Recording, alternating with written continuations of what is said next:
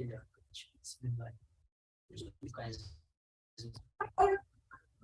Não. Não, sim, depois. Preenche a tela. Exato. Chegar assim.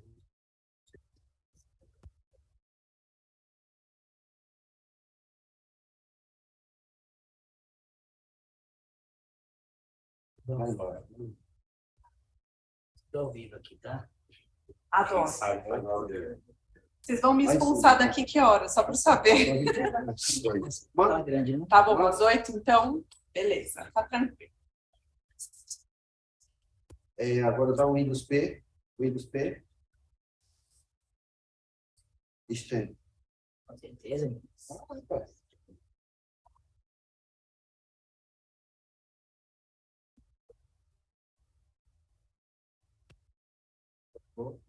Vai lá, pronto. Agora ele sai daí e compartilha.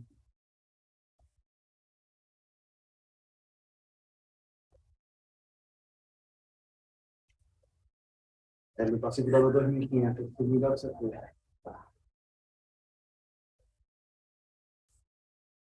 Ah, Você já estava lá, você sai aqui. vocês estão bem no cedinho.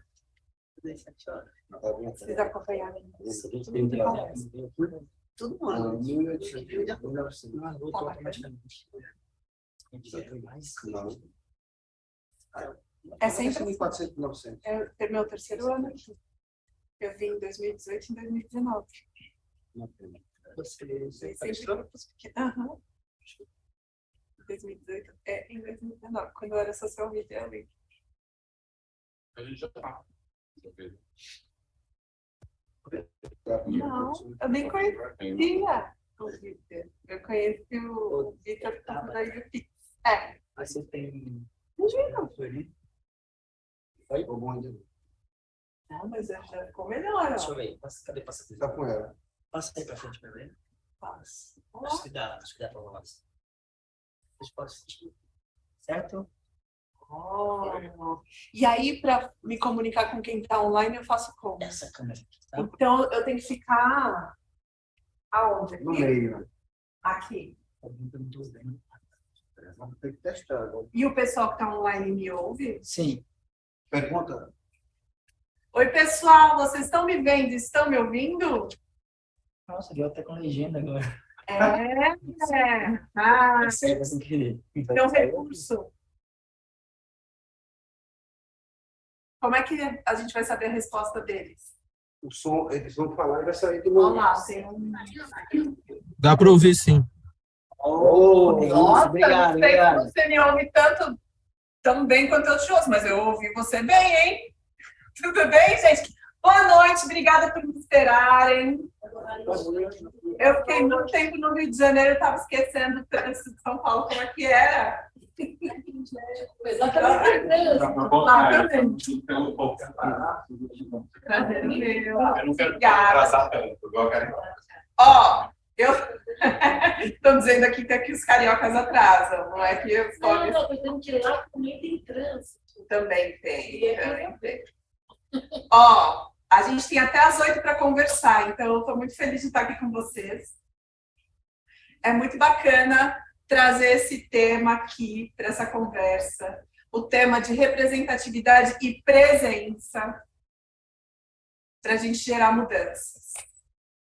Eu sou Tabata Contri, alguns de vocês já me conhecem, outros não. Para quem não me conhece, antes de passar o slide, eu vou fazer uma autodescrição, vou dizer, eu não sei se tem pessoas cegas nos assistindo no formato online, presencialmente não vi ninguém que tem deficiência visual, mas eu sou uma mulher branca, eu tenho cabelos ondulados, eles estão um pouco molhados, assim, e eu estou usando hoje uma blusa preta e branca, e uma calça preta e um tênis branco. E tem um detalhe importante, eu sou cadeirante.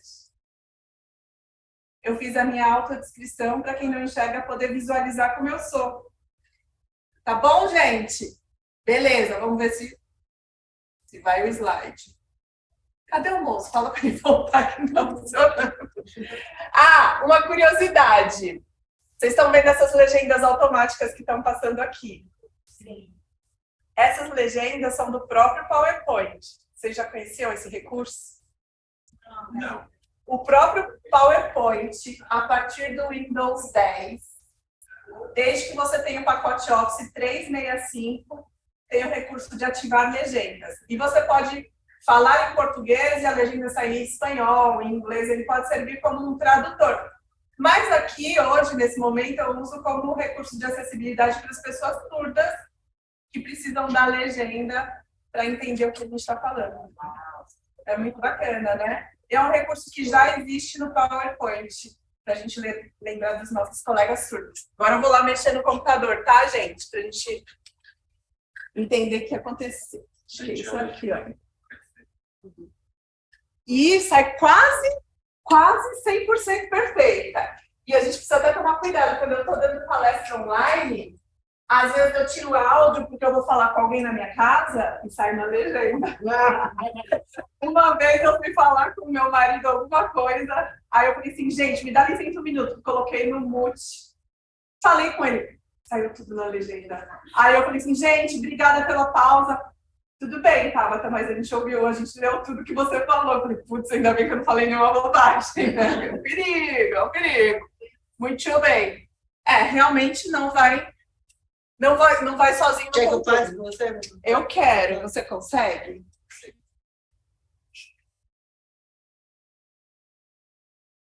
Acho que foi. Acho que agora foi.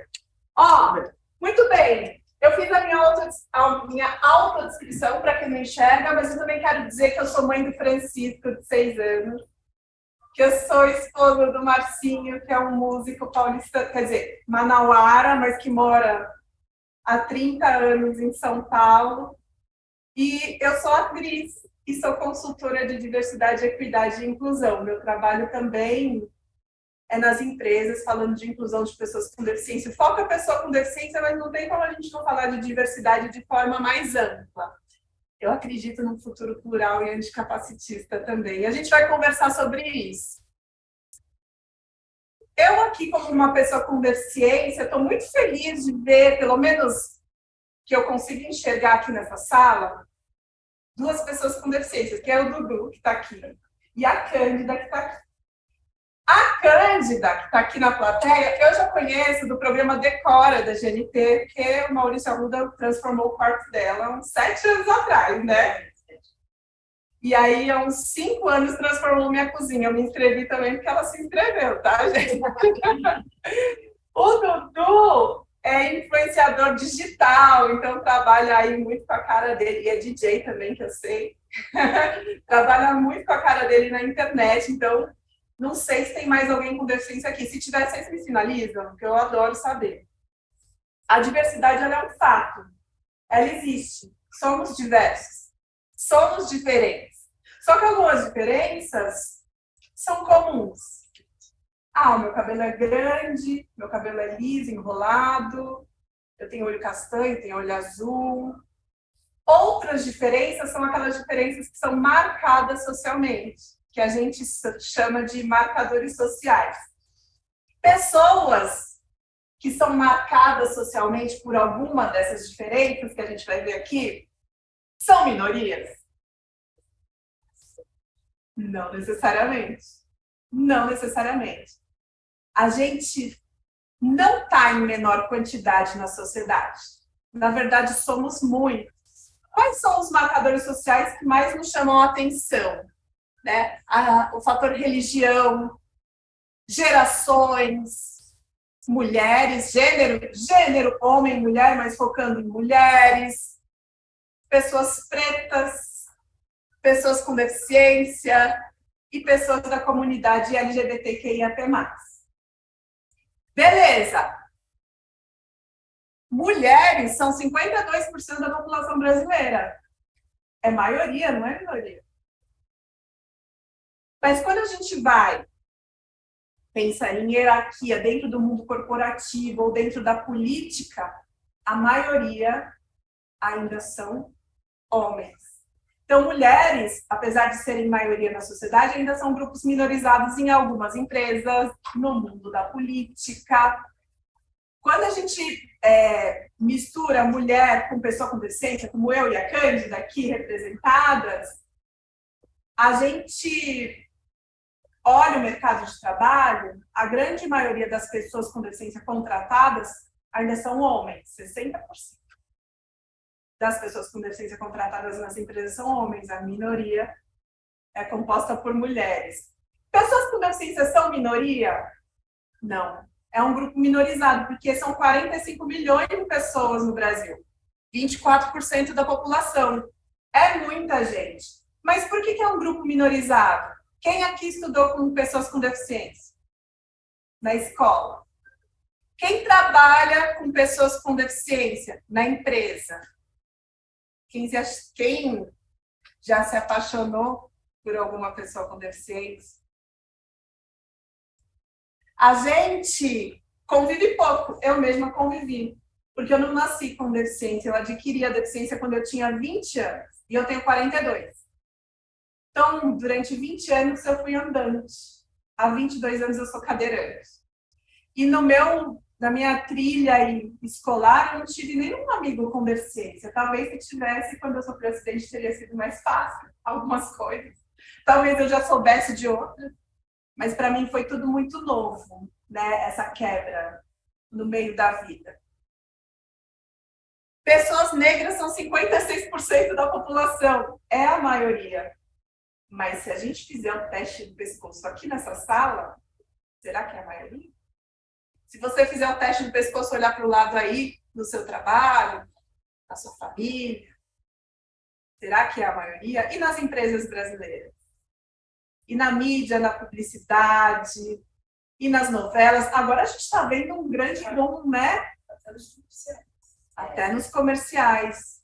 Esse ano, principalmente. Preto tá na moda. Preto tá na moda. Olha, você sabe que em 2010 eu fiz uma participação numa novela chamada Viver a Vida, que a Luciana, a Aline Moraes fazia a Luciana, que era uma menina que ficava tetraplégica. Eu fui num Sesc, numa comedoria de Sesc, aí as pessoas falaram, nossa, a cadeirante está na moda, né? Olha só, duas meninas estavam com uma amiga minha. Eu falei assim, tá, eu tô aqui só porque cadeirante está na moda. Sofri um acidente para ficar na moda. Até parece, né, gente? Bom, fato é que pessoas da comunidade LGBTQIA+, também não são minoria. Eu não tenho esses dados de quantas pessoas existem. Mas se eles existirem, se esses dados existirem, é porque as pessoas se autodeclararam. E não seria um dado real, porque muita gente não se declara. Então, a gente sabe que a gente tem um grande número aí de pessoas da comunidade LGBTQIA+, e que são consumidores em potencial. Deixa eu falar isso. Total, está chegando, né? Muito bem. E a gente vive num país... Pois é. A gente vive num país que diz que o Estado é laico, mas todos os feriados nacionais são católicos. Não tem nenhum feriado nacional evangélico, judaico, espírita, umbandista. Nacional mesmo, que seja para todo mundo. Os feriados nacionais que são para todo mundo, religiosos, são católicos. Então, a gente está falando aqui, de grupos minorizados. E quando a gente... Isso não é um cachorro, é um bebê. A gente está falando de gerações aqui. Vamos focar na geração 50+, 60+. A gente vive num país onde a gente está vivendo mais e sendo obrigado a ser produtivo, porque a aposentadoria não dá para viver, e sim sobreviver. Então, as pessoas estão envelhecendo de forma produtiva. Aquela imagem do idoso com a bengalinha não representa mais a comunidade 60+. Lembra daquele ícone do idoso com a bengalinha? Não representa. A gente está falando de pessoas ativas, né? Então, a gente tem que olhar para esse público também.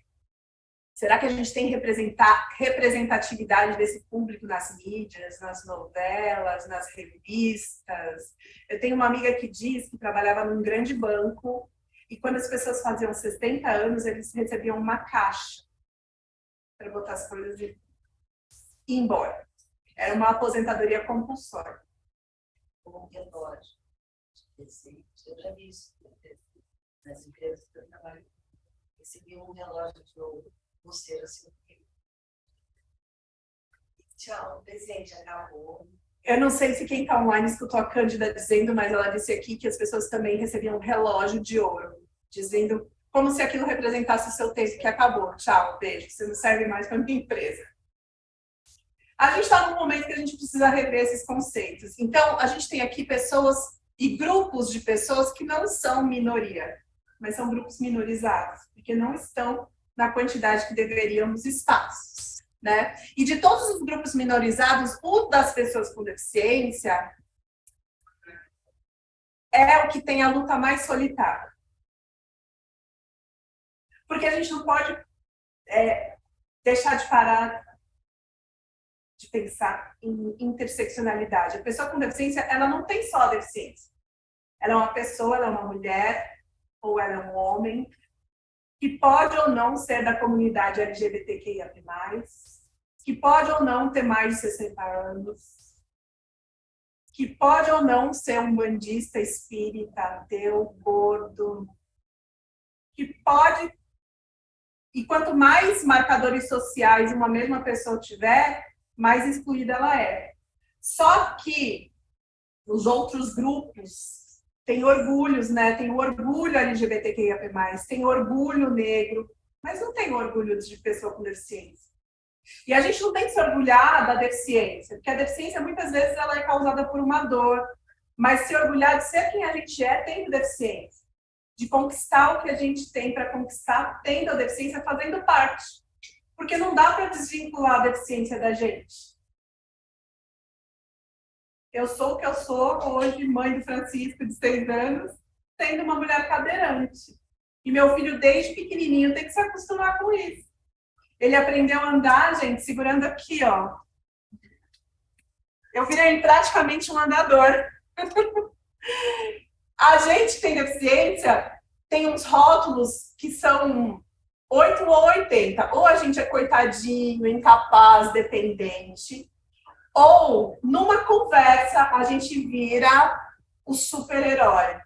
O exemplo de vida, uma lição de vida, um exemplo de superação. É em uma conversa. Em uma conversa.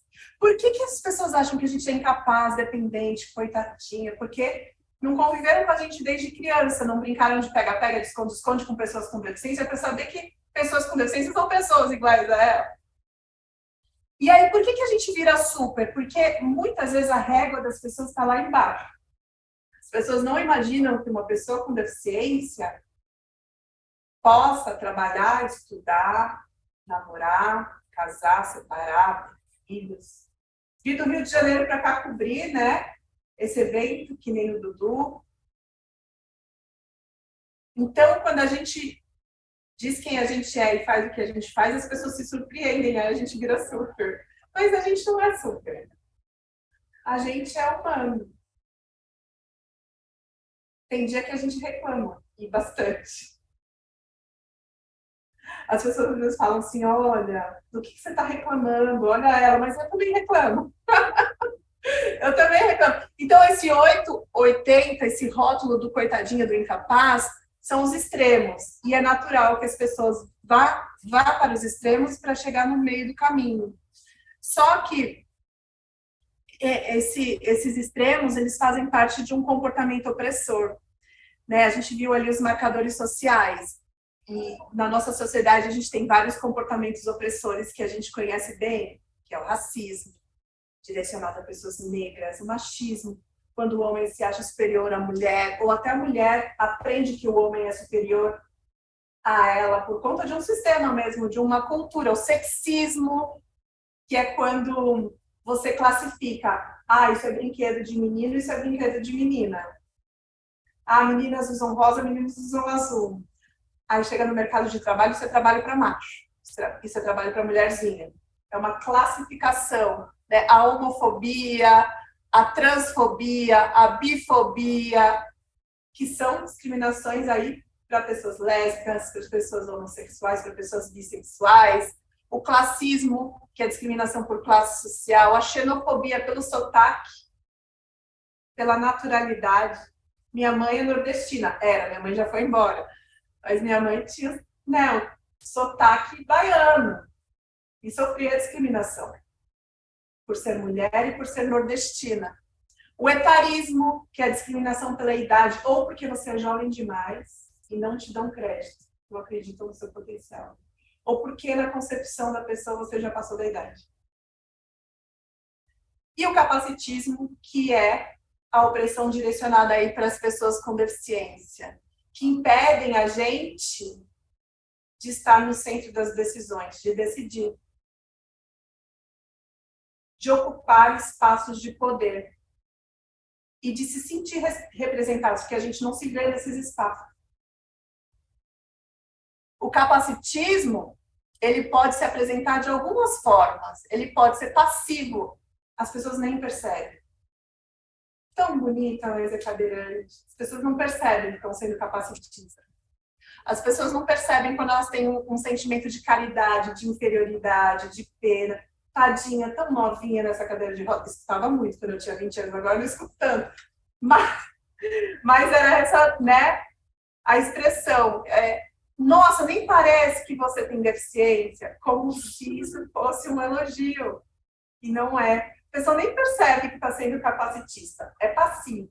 Mas aí tem o capacitismo ativo, que se dá por meio de insultos, de considerações negativas por causa da deficiência, de uma arquitetura inacessível, sendo que a acessibilidade é lei, de dúvida mesmo da capacidade e de exclusão da pessoa com deficiência porque a gente tem deficiência. E aí tem o capacitismo linguístico, que se dá por meio de expressões que a gente está acostumado a ouvir no dia a dia. Ah, você está dando uma de João sem braço. Então você está dizendo que quem não tem braço é preguiçoso? Está se fazendo de surdo. Quer dizer que quem é surdo não presta atenção. Parece que é cego. Quem é cego está ligado no movimento, ele só não enxerga. E aí o convite aqui é a gente mudar essas expressões, né? Você não está enxergando, você não está ouvindo, né? Para de se fazer de desentendido. De vez em falar, ah, que mancada eu falava muito, até outro dia, até trabalhar com uma menina cissa que manca. E ela falou assim, pô, sacanagem você falar que mancada. Eu, caramba, por qual, né, palavra eu troco mancada? Aí eu aprendi a trocar que mancada porque vacilo. E é um aprendizado constante, né, gente? Porque a gente vem de uma cultura que é capacitista. A gente aprendeu assim. Então, parece que é bobagem, mas não é. Porque a gente está falando da dor do outro, né? Se machuca o outro, se ofende o outro, não é bobagem. Então, a gente precisa rever. E é tão simples a gente trocar o vocabulário. Mas aí tem o capacitismo recreativo. E o capacitismo recreativo, ele existe quando a gente ri do outro e não com o outro. A gente ri da pessoa e não com a pessoa. A exemplo, esses pseudo-humoristas de stand-up comedy que fazem piada com o corpo das pessoas. E aí eu chamo atenção para essa modalidade de capacitismo, que é o recreativo, que é considerado crime, se a gente olha ali na Lei Brasileira de Inclusão, no artigo 88, diz assim, praticar, induzir ou incitar discriminação de pessoa em razão da sua deficiência é crime sujeito a pena de reclusão de 1 a 3 anos e multa. Então, se enquadra como crime, essa modalidade aqui. Muito bem. E aí, eu não sei se vocês já ouviram falar do termo pornô inspiração. Essa mulher aqui, que já foi embora, foi para outro plano, faz pouco tempo, o nome dela é Estelle Young, ela era comediante e era uma mulher com deficiência. E ela, uma vez, ela tem uma palestra dela no TEDx, que é uma palestra incrível, que mudou a minha percepção mesmo como mulher com deficiência. Ela disse que recebeu, quando ela era adolescente, ia receber um prêmio, e a mãe dela assim, perguntou, mas por que ela está recebendo esse prêmio? Ah, por ela ser quem ela é, né? Por ela ter deficiência e viver a vida, por ela ter deficiência e sair de casa e estudar. A mãe dela falou, mas ela não está fazendo nada demais, ela só está vivendo a vida dela. Ela não pode receber um prêmio por causa disso. E olha que interessante, né? Cara, é verdade, vou receber um prêmio porque eu saio de casa e faço o que é meu de direito, estudar, andar na rua, trabalhar. Então, o termo pornô inspiração vem dessa experiência da Estelle Young. É quando você fala assim, se até ela casou, eu também caso. Se até ela tem deficiência, arrumou namorado, eu também arrumo. Nossa, quando a gente vê aquela frase motivacional de um cara amputado, correndo uma maratona, com aquela frase, qual é a sua desculpa? Para não correr. Se até ele que tem deficiência está correndo, isso é o pornô inspiração. Né? Tem gente, sempre tem alguém pior, gente. Sempre tem alguém melhor, sempre tem alguém pior. Né? Mas pega uma imagem de alguém que tem uma deficiência mais severa, que atua para comparar. Quando você tem essa comparação com uma pessoa que tem deficiência, é o que a gente chama de... Para suprir uma necessidade, para te fazer sentir melhor, é o que a gente chama de pornô inspiração. E que não é bacana, mas a gente nem se dá conta disso. Porque eu já fiz muito pornô inspiração. Nossa, quando eu sofri um acidente, então, lembre-se, eu vivi 20 anos sem deficiência. É uma loucura isso, né? E aí, as pessoas duvidam um pouco da capacidade de pessoas com deficiência, porque existe uma confusão entre independência e autonomia. E eu vejo isso muito no mercado de trabalho. As pessoas duvidam da nossa capacidade. E elas confundem também. Até a gente que tem deficiência confunde. Porque o que é independência? Independência é a capacidade da gente cumprir uma tarefa sem auxílio, sem ajuda. Independência tem a ver com execução. Você consegue executar fisicamente aquilo. E autonomia? Tem a ver com decisão. Então, eu peguei a foto de uma mulher que é tetraplégica. Que ela não mexe, mas ela decide. Porque autonomia se refere à capacidade da gente escolher, decidir. Que roupa que eu vou usar hoje, que hora que eu vou tomar banho, eu vou estudar na ISPM, eu vou trabalhar naquela empresa, eu decido. Que shampoo que eu vou usar, que sabonete que eu vou usar, eu decido. Eu posso ter alguém para me ajudar. Posso ter um cuidador, posso ter uma cuidadora. Posso ter alguém para dirigir o meu carro. Mas sou eu que decido. Posso ter alguém que me ajude a almoçar, me dê comida na boca, ou me ajude a cortar o bife. Mas eu decido se eu vou comer o bife. Ou se eu vou comer um ovo cozido. Eu que decido. Só que a autonomia tem muito a ver com independência financeira. Porque a gente tem que ter grana para pagar esse cuidador. Grana para pagar essa pessoa que vai dirigir o nosso carro.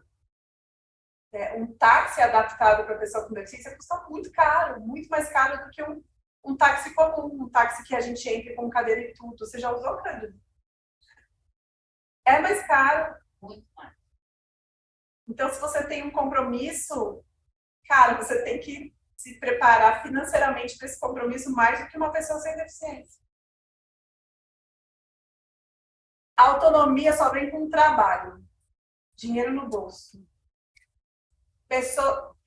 As pessoas com deficiência, eu conheço pessoas com deficiência que são 100% independentes, mas não têm autonomia nenhuma. Não decidem nada. Não têm poder de decisão. Porque não foram culturalmente formados para decidir. Alguém sempre decidiu por elas.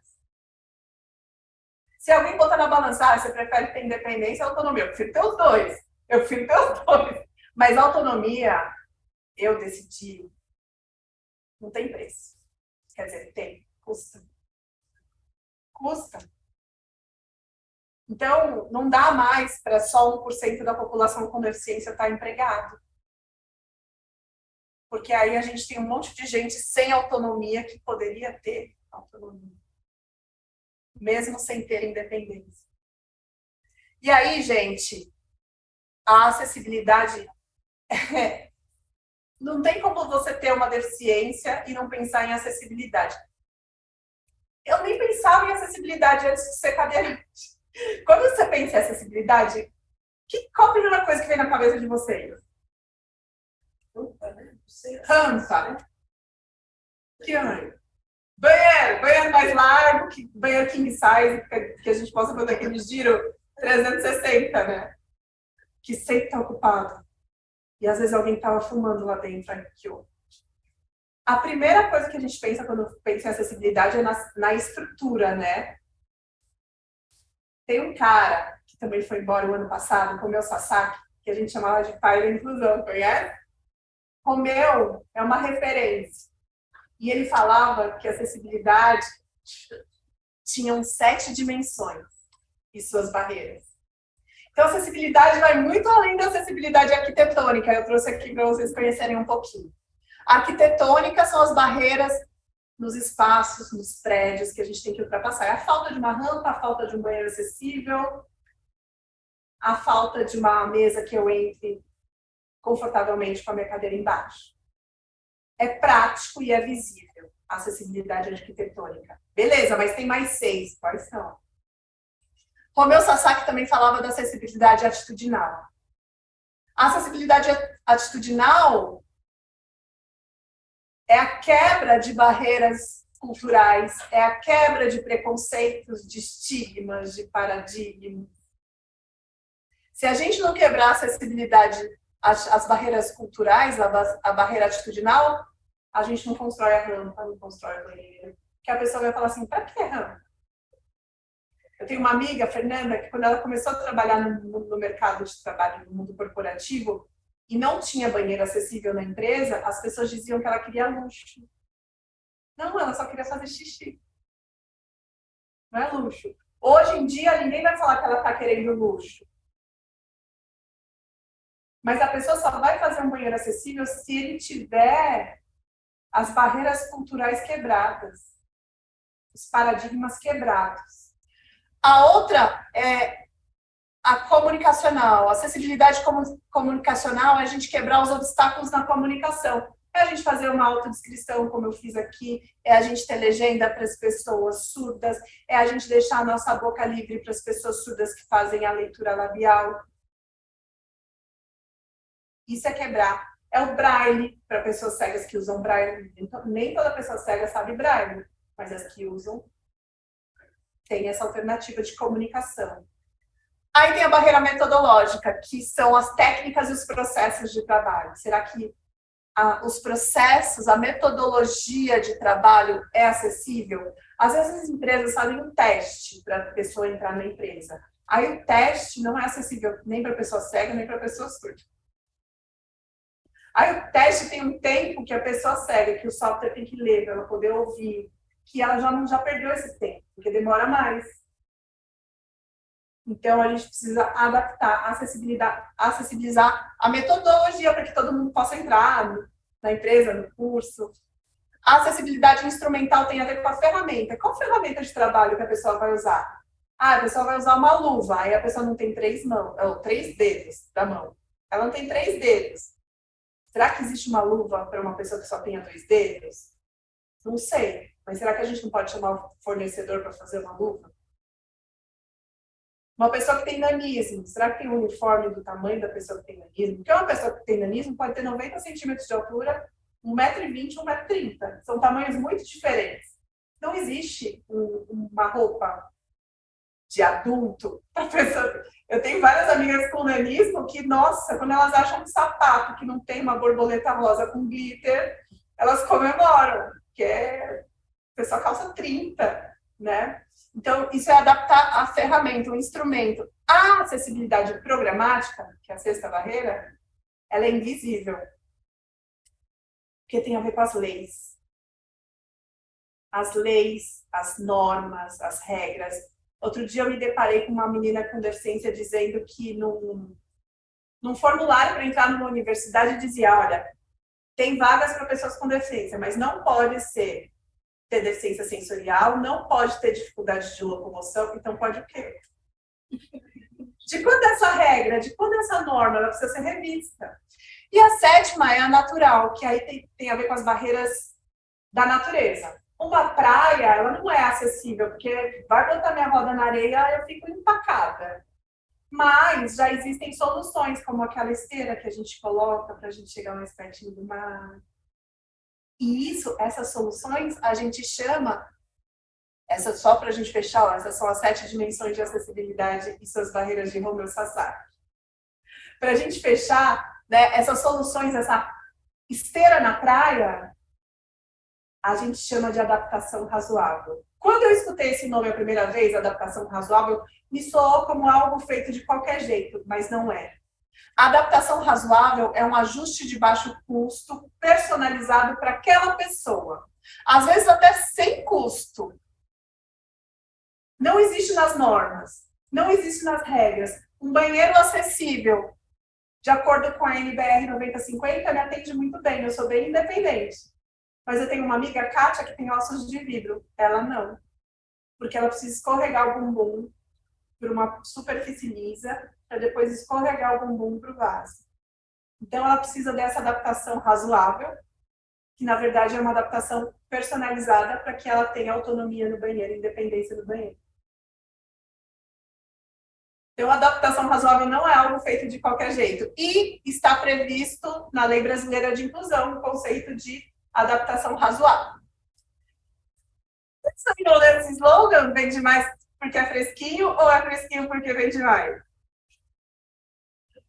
Dudu, não é da sua época. Mas, ó, tem gente ali que sabe do que eu tô falando. Alguém que tá online sabe do que eu tô falando? Era a campanha do quê? Tostines. Mentira! Temos a produtora desse filme aqui! Babado!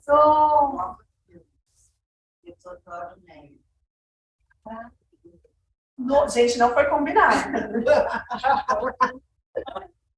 A pessoa com deficiência não vai no lugar porque não tem acessibilidade ou o lugar não tem acessibilidade porque não vai pessoa com deficiência? É tipo a propaganda do Tostines. Vende mais porque é fresquinho ou é fresquinho porque vende mais? O tema aqui da nossa palestra é representatividade e presença para gerar mudanças. Essa mudança ela é gerada quando a gente está presente? Sim. Como a presença pode gerar mudanças? A gente estando lá, todo dia, até alguém se incomodar e fazer a rampa. Quando eu comecei a fazer teatro lá em 2003, na Oficina dos Menestréis, não tinha rampa nem para o palco e nem para o camarim. Mas aí a gente continuou fazendo teatro, continuou com um grupo, aí construíram uma rampa que servia mais para um campeonato de skate. E aí a gente continuou indo, aí fizeram uma rampa decente. Inclusive fizeram uma rampa para o camarim, ó. Essa que dá para ver aqui atrás. Porque a gente estava lá, a gente estava presente. Eu estar na novela das 9, foi a Travessia, a última novela, fez com que algumas mudanças fossem realizadas. Quando eu tinha gravação externa, o caminhão, que era o caminhão camarim, tinha elevador. Todos tinham? Não, tinha porque eu estava lá. Eles alugavam banheiro químico para externo. Aí tinha um banheiro químico acessível. Tinha sempre banheiro químico em todas as produções acessível? Não, tinha porque eu estava lá. Presença se transforma em mudança. A gente tem que estar lá. Mas nem sempre a gente consegue estar lá. A gente, como aliado e aliada, eu divido essa apresentação com vocês, prometo. Eu faço salvo em PDF e mando. Vocês me escrevem e a gente combina, tá? Quando a gente é aliado e aliada, qual é o nosso papel na exigência dessa presença? A gente precisa entender a realidade. Pessoas com deficiência são excluídas desde que nascem. Na saúde, na família, na educação e no trabalho. Quando a gente sofre acidente, os médicos não sabem nada. Falam que a gente não vai fazer mais nada, agora não pode estudar. Não pode fazer mais nada. Eu tenho uma amiga que nasceu com ossos de vidro, que o médico falou para a mãe dela que ela tinha 1 ano de vida. Ela tem 45 anos. Já está fazendo hora extra, mentira. Não tá. Mas como que um médico diz que a pessoa tem 1 ano de vida? Eu ia levar minha mãe, que teve Alzheimer, no médico, as pessoas vinham me atender, porque eu achava que eu era paciente. Porque eu estou na cadeira de rodas. A gente tem uma saúde muito despreparada. E aí isso impacta na família. Porque o que uma família sabe sobre deficiência? Nada. A família não sabe nada. Aí depois a gente tem uma escola que nos convida a se retirar ou nem aceita a nossa matrícula. Ou se aceita a gente que tem deficiência ficar lá na sala de aula na hora do recreio, na hora da educação física. Ou a gente vai para a biblioteca sozinho fazer um trabalho sobre basquete, enquanto todo mundo está jogando basquete na quadra. E aí depois, quando a gente chega no mercado de trabalho, que a gente já foi excluído na saúde, na família, na educação, a gente está em pé de igualdade com as outras pessoas? Não. Não, cara, a gente não aprendeu a se relacionar, a gente não aprendeu a ganhar, a perder na educação física. Como fazer para fazer parte daquele grupinho? A gente foi excluído. Mas quando a gente trabalha, a gente forma a nossa própria família. A gente vai estudar. A gente cuida da nossa saúde. Esse ciclo de exclusão, ele se inverte. O trabalho faz isso. E é importante que a gente aqui saiba que isso acontece. Para que a gente dê mais oportunidade para que pessoas com deficiência estejam lá. Como a gente vai estar presente se a gente não estava presente na escola? Na faculdade? Se a gente ainda não está presente no mercado de trabalho? Como essas mudanças vão acontecer? Não vão. Então, a gente, e sozinho a gente não consegue, a gente precisa de aliados. E a gente precisa de aliados. A gente precisa de vocês. A gente precisa muito de vocês para mudar essa realidade. O que a gente tem de referência de pessoa com deficiência? Vocês tiveram um Playmobil cadeirante, uma boneca com implante coclear, uma Barbie amputada? E não, eu dou exemplo nos anos 90 ali, Capricho, Querida, Atrevida. Não tinha gente com deficiência ali, nem gente preta. É como se tudo que tivesse ali fosse o bonito, o adequado, o correto. O que a gente se sente? O feio, o inadequado e o incorreto. Porque a gente não se via ali naquela mídia. Né? O impacto da representatividade é esse aqui. Eu vou passar um vídeo agora, daqui a pouco a gente comenta. Está em inglês, depois eu dou a contextualização. Caminhar pro final. Opa! Put it down here. Read the letter first. Read the letter first. What letter? There's a letter in there. You don't love it. Open it up and read it.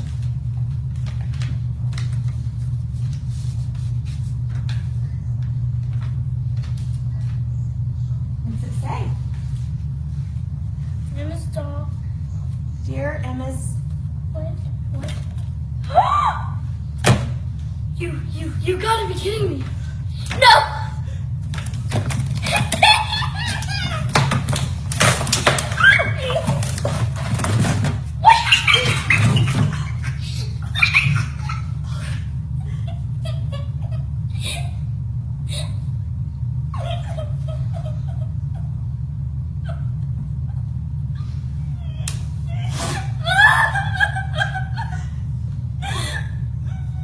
Show it to us.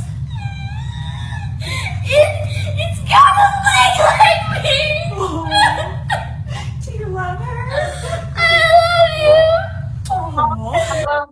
A boneca é igual a ela. Quem é a criança com deficiência que teve uma boneca igual a ela? Só em 2019 a Mattel lançou as Barbies diversas. Diferentes. Agora um pouco pra gente ir pro nosso final, tá? Que já são 8 horas, eu preciso entregar. Só agora a gente tem bonecas diversas. É muito novo, gente. Só agora a gente vê pessoas com deficiência em capas de revistas. A gente começa a se enxergar e a gente tem que comemorar que começa a se enxergar. Mas será que está todo mundo representado? Ainda não. Ainda não, gente. A gente ainda tem que ver gente com deficiência trans, gente com deficiência preta, gente com deficiência 60 a mais, com diversos corpos, gêneros, gerações, culturas, sotaques, religiões. Se 56% da população é negra, e a maioria das pessoas nas empresas, nas campanhas, na comunicação, ainda são brancas, embora esteja mudando, e a gente aqui já percebeu, né? A maioria das pessoas com deficiência também são negras. 56% da população é negra. A gente viu capas de revistas aqui, ó, só com gente branca. Então a gente comemora, Mas a gente tem que ter esse olhar crítico. Opa, peraí, não está todo mundo representado ainda, né? Quando eu estava lá na novela, eu dizia, gente, não é possível eu representar 45 milhões de pessoas, mas alguém eu represento. Então, a gente precisa de mais de nós aqui, né? E a gente precisa de menos esse comportamento, que é o comportamento de creep face. Vocês lembram dessa campanha de 2016? Onde tiraram o braço da Cléo Pires e a perna do Paulinho Vilhena para serem embaixadores das Paralimpíadas?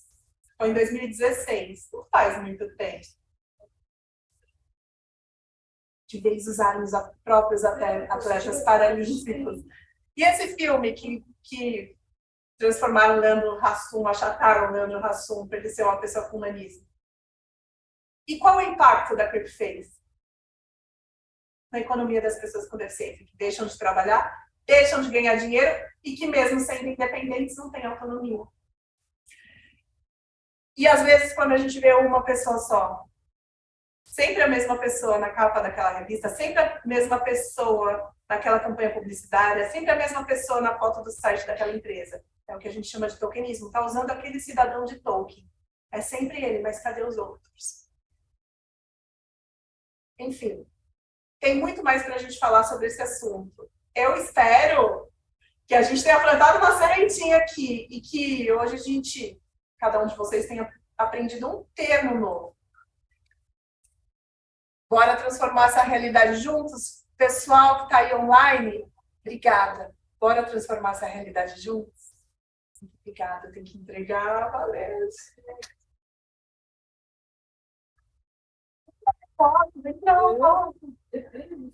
Gente, é o seguinte, quem quiser esse material, manda e-mail para esse e-mail aqui, tá certo? Né? tabata.tambor.biz, tá certo? Tá.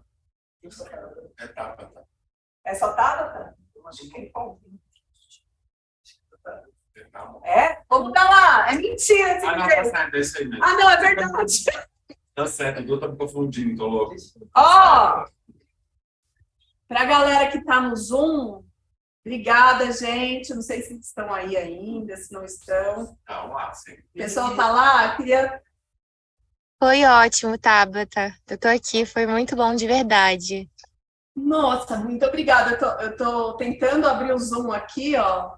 E, ó, Ah, eu sou seguidora do Dudu no Insta. No Insta. A Lívia Sou falou- eu. Dudu, eu sou seguidora, adoro seu conteúdo. Muito bom. Eu queria fazer vocês aparecerem. Eu queria fazer vocês aparecerem atrás, sabe, na tela, pra gente tirar foto. Mas eu não sei como eu faço isso. tem que ir na outra aba, eu acho. Na outra tela do Zoom. Ah, fala aí. Tem 11 participantes, ó. Tem 11 participantes aqui, ó. Eu queria que a galera aparecesse mesmo, sabe? É na outra aba, eu acho. Qual? Deixa eu ajudar, peraí. Dudu, se você mexer aqui e conseguir, tem até uma seguidora sua aqui, ó. Não tá aparecendo, tá pequenininho. Famoso. Eu não sei que era aqui, ó. Gente, vocês topam tirar uma foto? Então vem aqui pra frente. Pode fazer aqui, né? É, Não dá, amiga. não dá. Vem, chega lá. Pessoal que tá online, eu não tenho essa habilidade técnica de colocar vocês aqui. Eu queria Eu tiro tudo, muito. vai na foto. Mas, Lívia, obrigada pela participação. Todo mundo que tá aí online, muito obrigada, viu? É muito bom ter vocês. Ouvi, a gente sabe aí? Você não vai ser? Vem, minha querida, ela é direitinha. Ela é tímida, ela não... Vamos lá. A gente respeita aqui. Reacha.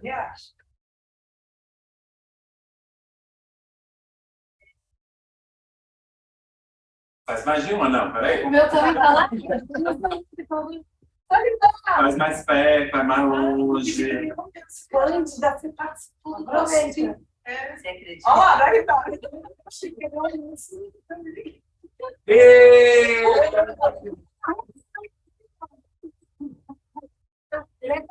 Segura o refrão. Peraí, não. Ai, Ah, eu vou pegar a fotógrafa. Aí, Tá, obrigado.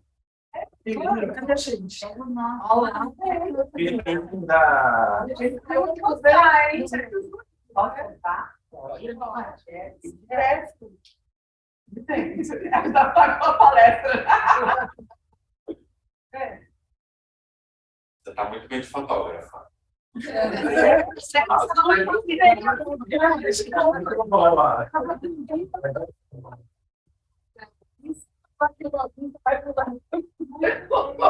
Obrigada, gente.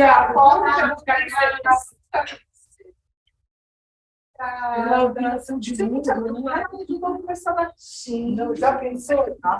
Todo mundo não sabe nem de bem como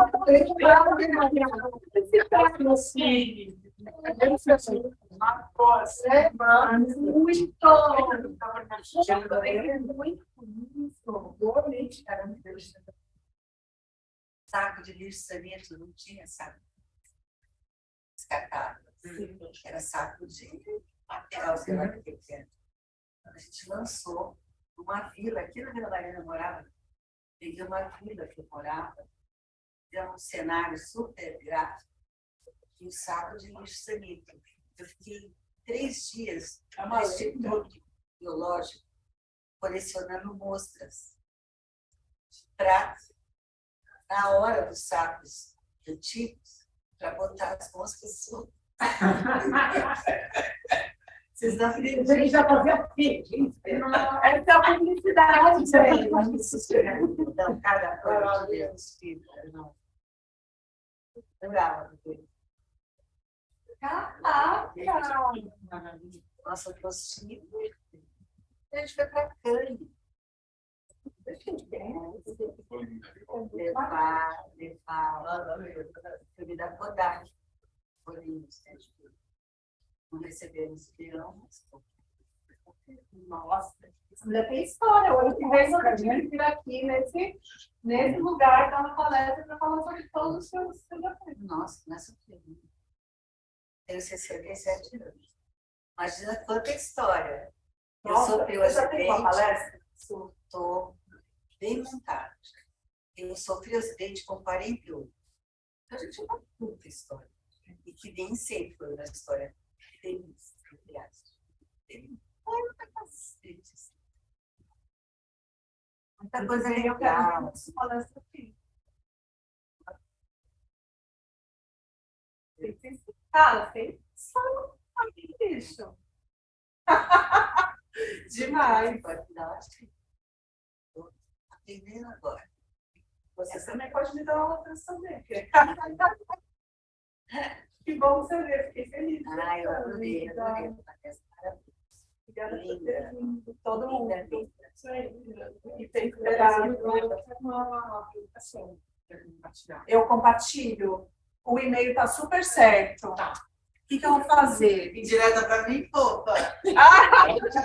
Seguem elas nas redes sociais. Seguem lá, o Tabata Contra, se ela não mandar, que no caso é a gente, você reclama do crime dela. Você consegue mandar o seu e-mail para esse e-mail, tabatacontra@também? Aí a gente te devolve? Manda. É só mandar um e-mail dizendo, eu estava na apresentação e eu estava ficando de mandar Para esse Tabata Contra. isso. E tu quer responder. Pode perguntar. Aí eu mando o PDF da apresentação toda. Claro. Pra você. Muito obrigado. Ah, imagina, é um prazer. Obrigada eu. Tchau. Vou.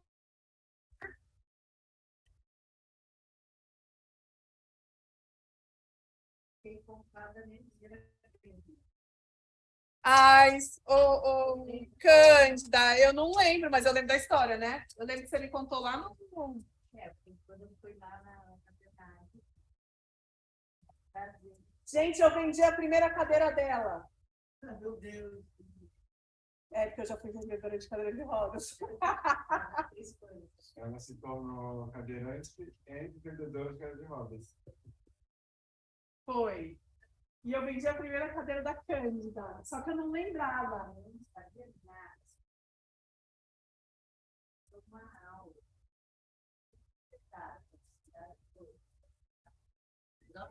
Entrada. Entrada de cadeira de rodas. Eu vendi as cadeiras de rodas. Fiz medida de cadeira de rodas para toda a galera do teatro. Ah, é? Ô, Cândida, esse ano A gente faz 20 anos de Noturno Cadeirante, você vai ver? 6, 7, 8 de julho, temporada comemorativa.